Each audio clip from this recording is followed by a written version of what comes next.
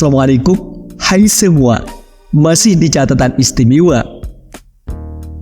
Menurut catatan sejarah, Kerajaan Kadiri di Jawa Timur sering dianggap sebagai kerajaan kecil, namun memiliki pengaruh yang sangat luas di Nusantara pada masa itu.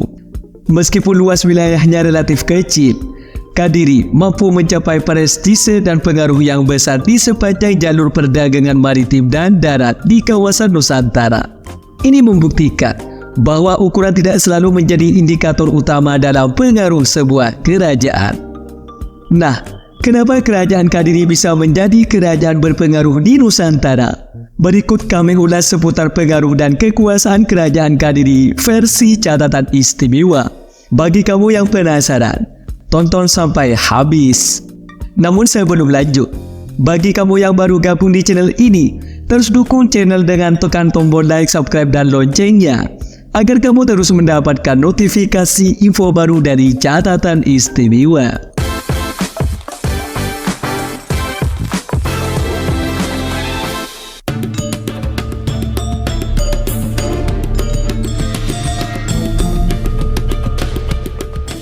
Kadiri atau Kediri adalah sebuah kerajaan Hindu Buddha yang pernah berkuasa di wilayah Jawa Timur, Indonesia pada abad 11 hingga 13 Masehi. Kerajaan ini dikenal sebagai salah satu kerajaan yang memiliki pengaruh dan kekuasaan yang besar dalam sejarah Indonesia.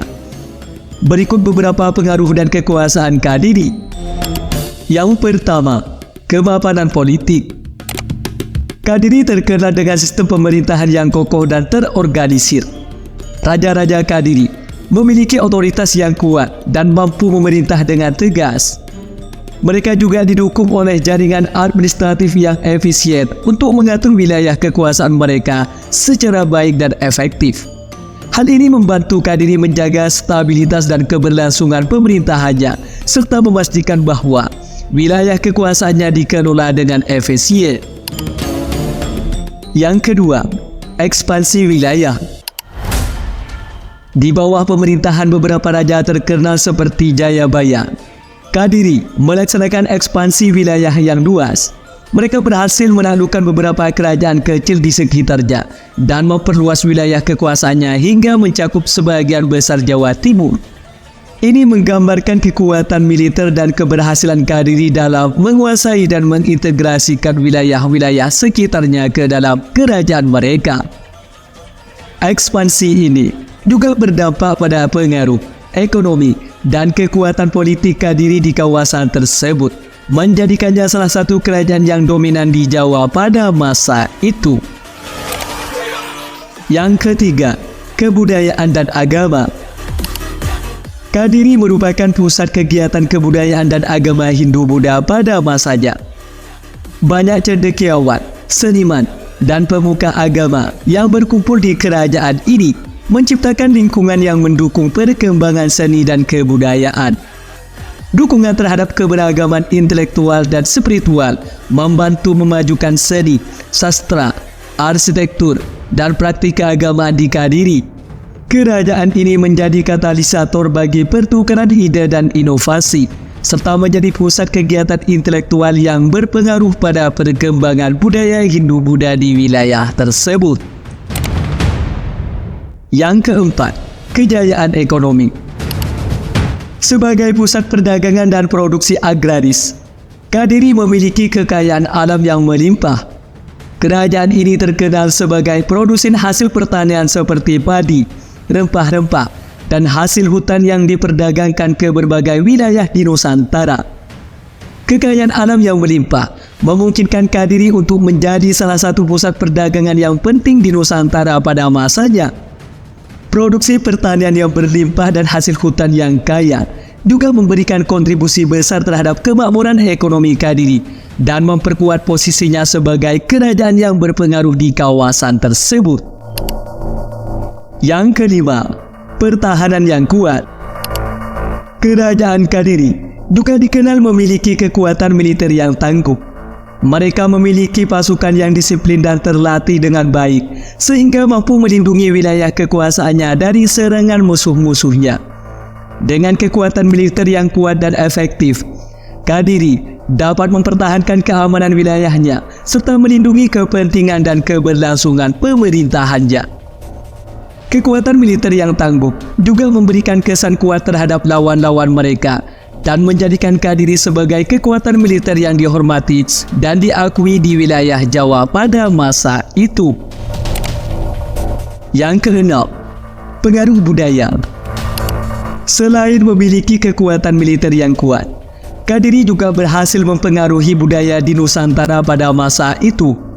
Bahasa Jawa yang digunakan oleh kerajaan ini menjadi bahasa resmi di sebagian besar wilayah Jawa Timur, memberikan kontribusi besar terhadap perkembangan sastra dan kesusastraan Jawa. Kehadiran Kadiri sebagai pusat kegiatan kebudayaan dan intelektual menstimulasi pertukaran ide dan inovasi di bidang sastra, seni dan bahasa. Hal ini memperkaya dan memperluas pengaruh budaya Jawa di Nusantara, serta memberikan warisan budaya yang berharga bagi perkembangan masyarakat dan kebudayaan di wilayah tersebut.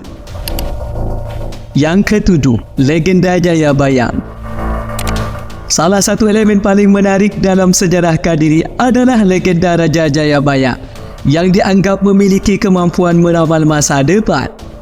Ramalan-ramalan Jayabaya masih menjadi bahan perdebatan dan penelitian hingga saat ini, mencerminkan kedalaman spiritual dan kebijaksanaan Raja Kadiri tersebut. Kemampuan meramal Jayabaya diyakini menjadi inspirasi bagi banyak orang dan tokoh di Nusantara untuk mencari petunjuk tentang masa depan dan nasib bangsa. Warisan spiritual dan kebijaksanaan Raja Jayabaya terus memberikan inspirasi dan nilai-nilai yang relevan hingga saat ini.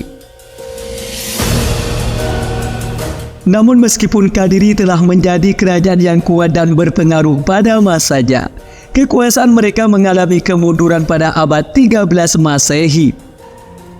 Munculnya kerajaan Singasari di Jawa Timur yang kemudian digantikan oleh kerajaan Majapahit menjadi awal dari meredupnya kejayaan Kadiri. Meskipun demikian, warisan sejarah dan kebudayaan Kadiri tetap menjadi bagian penting dari identitas Jawa Timur dan Indonesia secara keseluruhan. Pengaruh dan kontribusi Kadiri terhadap perkembangan budaya dan peradaban di Nusantara tidak dapat terhapuskan dan tetap dikenal sebagai bagian yang berharga dari sejarah bangsa.